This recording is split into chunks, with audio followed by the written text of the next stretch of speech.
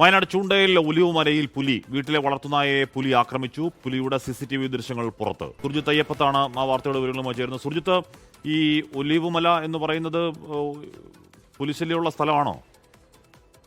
യിൽ നിന്ന് മേപ്പാടിയിലേക്ക് പോകുന്ന വഴിയിലാണ് ഈ ഒലിവുമല എന്ന് പറയുന്ന പ്രദേശം. ഇവിടെ ബിനുവിന്റെ വീട്ടിലാണ് രാത്രി പുലർച്ചെ 2 മണിയോടുകൂടി ഇത്തരത്തിൽ പുലി വരുന്നൊരു സാഹചര്യം ഉണ്ടായിട്ടുള്ളത്. നേരെ വളർത്തുനായെ ആക്രമിക്കുകയായിരുന്നു.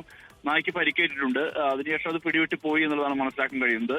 നിരന്തരം പുലിയുടെ സാന്നിധ്യം ഉള്ള ഒരു പ്രദേശമാണിത്. പലപ്പോഴും പല ഘട്ടങ്ങളിലും പുലി മാത്രമല്ല ആനയുടെ ശല്യമുള്ള പ്രദേശമാണ്. തേയിലത്തോട്ടങ്ങളോട് ചേർന്ന് കിടക്കുന്ന മേഖലയാണ്, ജനവാസ മേഖലയാണ്. അതുകൊണ്ട് തന്നെ നിരന്തരം ഇത്തരത്തിൽ വന്യജീവികൾ ഇറങ്ങുന്ന ഒരവസ്ഥ ഉള്ള ഒരു പ്രദേശം കൂടിയാണ് ഈ മേഖല എന്നുള്ളതാണ് വ്യക്തമാവുന്ന കാര്യം.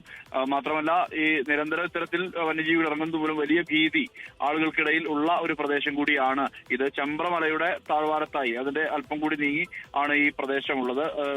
ഈ തോട്ടങ്ങളാണ് പ്രധാനമായും ഉള്ളത്. അതുകൊണ്ട് തന്നെ ഈ പുലികൾ മറഞ്ഞിരിക്കാനുള്ള സാധ്യതയൊക്കെ കൂടുതലാണ്.